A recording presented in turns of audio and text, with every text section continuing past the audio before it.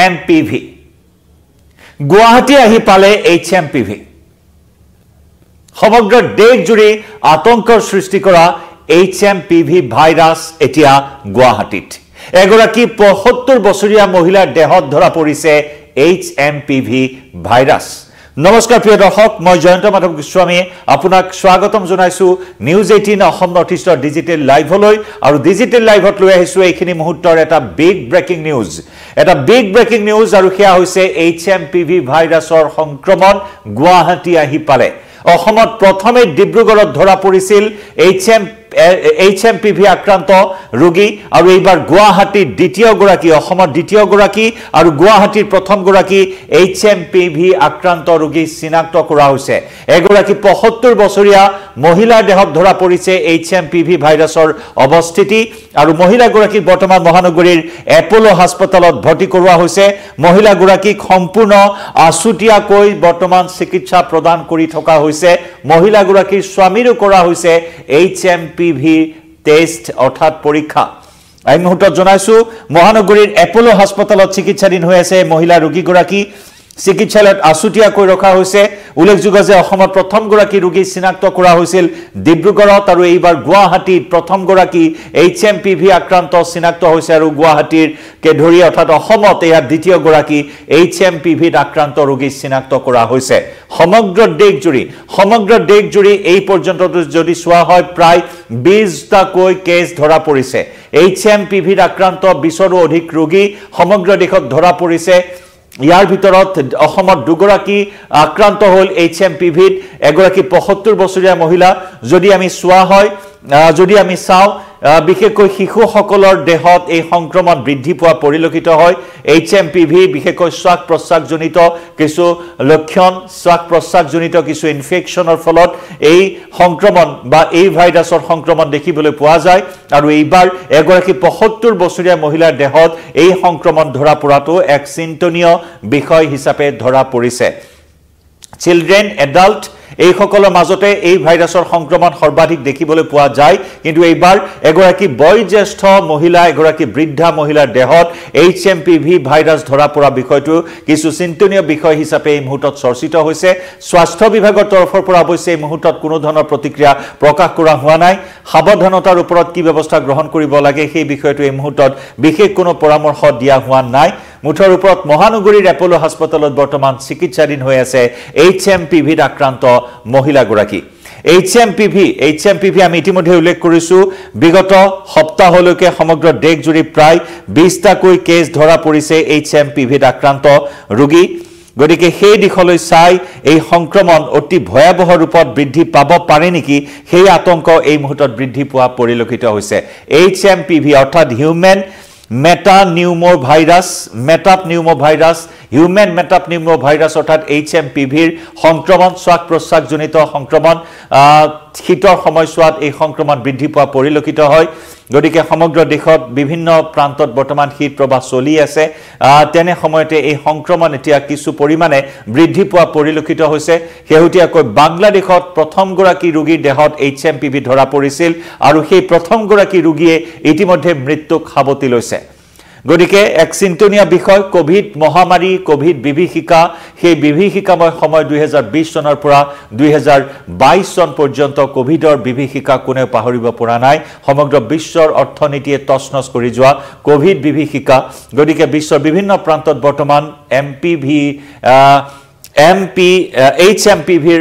ভাইৰাছৰ সংক্ৰমণ বৃদ্ধি পোৱা পৰিলক্ষিত হৈছে গতিকে পুনৰবাৰ যাতে তেনেকুৱা ধৰণৰ এটা পৰিস্থিতিৰ সৃষ্টি নহয় তাৰ বাবে নিশ্চিতভাৱে সাৱধানতাৰ প্ৰয়োজন আছে কেনে ধৰণৰে সাৱধানতা গ্ৰহণ কৰিব সেই সম্পৰ্কত ইতিমধ্যে বিভিন্ন পৰামৰ্শ বুলি কেন্দ্ৰীয় স্বাস্থ্য মন্ত্ৰালয়ৰ তৰফৰ পৰা আগবঢ়োৱা হৈছে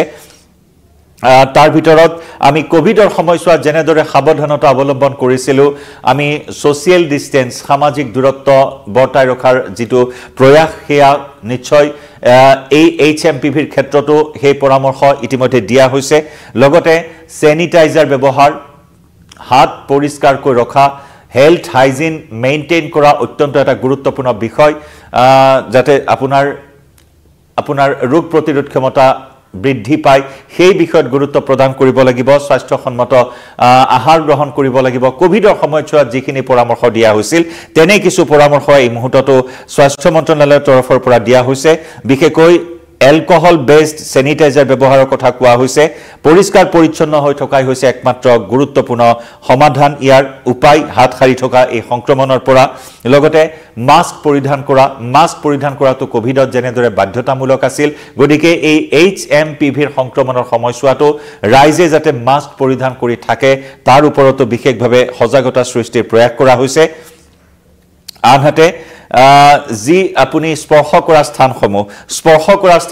সঘনাই স্পৰ্শ কৰা স্থানসমূহ পৰিষ্কাৰ পৰিচ্ছন্ন কৰি ৰাখিবলৈ এই মুহূৰ্তত পৰামৰ্শ দিয়া হৈছে কিন্তু অসমৰ স্বাস্থ্য খণ্ডৰ তৰফৰ পৰা কি ধৰণৰ ব্যৱস্থা গ্ৰহণ কৰা হয় কাৰণ দুটাকৈ কেছ ইতিমধ্যে অসমত ধৰা পৰিল প্ৰথমটো ডিব্ৰুগড়ত দ্বিতীয়টো গুৱাহাটীত গতিকে ৰাজ্যৰ স্বাস্থ্য বিভাগে এই ক্ষেত্ৰত কি পদক্ষেপ গ্ৰহণ কৰে হিয়া লক্ষণীয় হ'ব আমাৰ সাংবাদিকে এপোলো হাস্পতাল কৰ্তৃপক্ষৰ সৈতে যোগাযোগ কৰিছিল বৰ্তমান মহিলাগৰাকী যদিও HMPVত আক্ৰান্ত হৈছে বিশেষ কোনো চিন্তাৰ কাৰণ নাই বুলি উল্লেখ কৰিছে সাধাৰণ জ্বৰ কাহ চৰ্দিৰ যিখিনি লক্ষণ সেই লক্ষণখিনিয়ে মহিলাগৰাকীৰ দেহত ধৰা পৰিছে আৰু সমান্তৰালকৈ মহিলাগৰাকীৰ কিবা ট্ৰেভেল হিষ্ট্ৰী আছে নে নাই কৰবাত গৈছিল নেকি বিদেশৰ পৰা আহিছিল নেকি বা বহিৰাজ্যৰ পৰা মহিলাগৰাকী আহিছিল নেকি সেই সন্দৰ্ভতো বৰ্তমান খুদা পোছা কৰি থকা হৈছে বা তথ্য সংগ্ৰহ কৰা হৈছে পৰৱৰ্তী সময়ত সেই সম্পৰ্কটো আমি অধিক খবৰ লাভ কৰিম আমাৰ জ্যেষ্ঠ সাংবাদিক বলেন ভট্টাচাৰ্যই ইতিমধ্যে প্ৰাথমিক তথ্য জনাইছে যে মহানগৰীৰ এপোলো হাস্পতালত বৰ্তমান চিকিৎসাধীন হৈ আছে মহিলাগৰাকী এই ৰোগত আক্ৰান্ত HMPV ভাইৰাছত আক্ৰান্ত ৰোগীগৰাকী 2 পৰা 5 দিনৰ ভিতৰত তেওঁৰ লক্ষণসমূহ দেখা দিব পাৰে সেই কথা কোৱা হৈছে আৰু ৰোগীগৰাকী সম্পূৰ্ণৰূপে সুস্থ হৈ উঠিবলৈ হলে 1 পৰা 2 সপ্তাহৰ প্ৰয়োজন এই ক্ষেত্ৰত যথেষ্ট স্বাস্থ্যৰ যতন ল'ব লাগিব যথেষ্ট বিশ্ৰামৰ প্ৰয়োজন হাইড্ৰেশ্যনৰ প্ৰয়োজন গতিকে এনেসমূহ পৰামৰ্শ ইতিমধ্যে দিয়া হৈছে কিন্তু উদ্বেগজনক বিষয় যে বাংলাদেশত যি প্ৰথমগৰাকী ৰোগী আক্ৰান্ত হৈছিল HMPVত সেই আক্ৰান্ত ৰোগীগৰাকীয়ে ইতিমধ্যে মৃত্যুক সাবটি লৈছে গতিকে সেই দিশৰ পৰা সমগ্ৰ বিশ্বতে এতিয়া এক নতুন আতংক হৈ পৰিছে এই নতুন ভাইৰাছ অৰ্থাৎ 2001 চনতে চিনাক্ত হোৱা এই ভাইৰাছ HMPVৰ সংক্ৰমণ এতিয়া সমগ্ৰ বিশ্বৰ লগতে দেশতো বৃদ্ধি পোৱা পৰিলক্ষিত হৈছে এই মুহূৰ্তত আৰু এটা তথ্য জনাবলৈ চেষ্টা কৰিম এই মুহূৰ্তত সমগ্ৰ বিশ্বত এই নতুন বা এই HMPVত আক্ৰান্ত হৈ কিমান লোকৰ মৃত্যু হ'ল সেই সন্দৰ্ভতো আমি তথ্য সংগ্ৰহ কৰিবলৈ চেষ্টা কৰি আছো সেই সন্দৰ্ভতো আমি আপোনালোকক জনাবলৈ চেষ্টা কৰিম কিন্তু এইখিনি মুহূৰ্তত আতংকিত নহয় কিছু সাৱধানতা অৱলম্বন কৰাটো উচিত কাৰণ অসমত ইতিমধ্যে দুটাকৈ কেছ ধৰা পৰিল গতিকে এই ক্ষেত্ৰত সকলোৱে সাৱধানতা অৱলম্বন কৰাটো অত্যন্ত প্ৰয়োজনীয়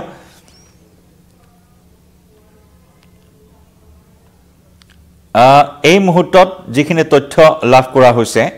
2001 চনত চিনাক্ত কৰা হৈছিল প্ৰথমবাৰৰ বাবে HMPV virus human metapneumo virus এই 2001 চনত ধৰা পৰিছিল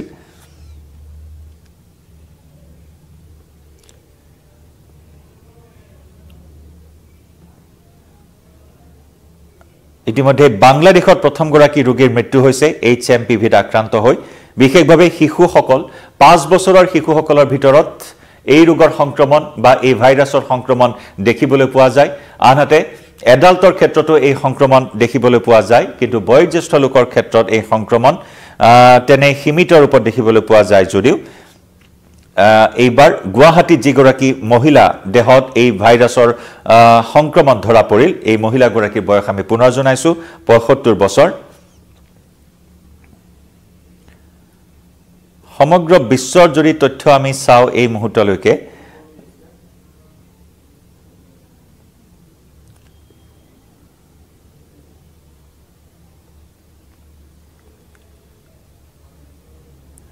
হয় মৃত্যুৰ পৰিসংখ্যা এই মুহূৰ্তলৈকে তেনেদৰে উপলব্ধ হোৱা নাই কিন্তু সাৱধানতা হোৱাটো অত্যন্ত প্ৰয়োজনীয় HMPVত আক্ৰান্ত ৰোগীৰ ক্ষেত্ৰত সংক্ৰমণ ৰোধ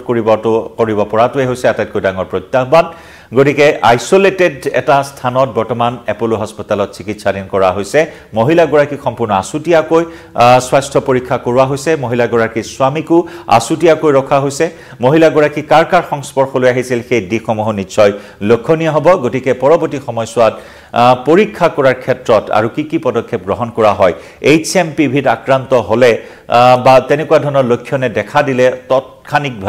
তাৎক্ষণিকভাৱে চিকিৎসকৰ পৰামৰ্শ গ্ৰহণ কৰাটো অত্যন্ত গুৰুত্বপূৰ্ণ আৰু তাৰেই সজাগতাৰ লক্ষ্যৰে আমি এই মুহূৰ্তত এই খবৰ লৈ আহিছো ডিজিটেল লাইভত আপোনালোকৰ সন্মুখলৈ পুনৰ জনাইছো ডিব্ৰুগড়ত প্ৰথমটো কেছ ধৰা পৰিছিল আৰু এয়া গুৱাহাটীত প্ৰথমটো কেছ আৰু অসমত দ্বিতীয়টো কেছ এয়া ৭৫ বছৰীয়া এগৰাকী মহিলা আক্ৰান্ত হৈছে HMPV ভাইৰাছত গতিকে এই ক্ষেত্ৰত পৰৱৰ্তী সময়ত স্বাস্থ্য বিভাগে কি ধৰণৰ ব্যৱস্থা গ্ৰহণ কৰে সাৱধানতামূলক সতৰ্কতামূলক কি ধৰণৰ পৰামৰ্শ আগবঢ়ায় সেয়া লক্ষণীয় হ'ব প্ৰতিটো তথ্য আপডেট জনাই যাম আপোনাক এই মুহূৰ্তত লাইভৰ পৰা বিদায় লৈছো ধন্যবাদ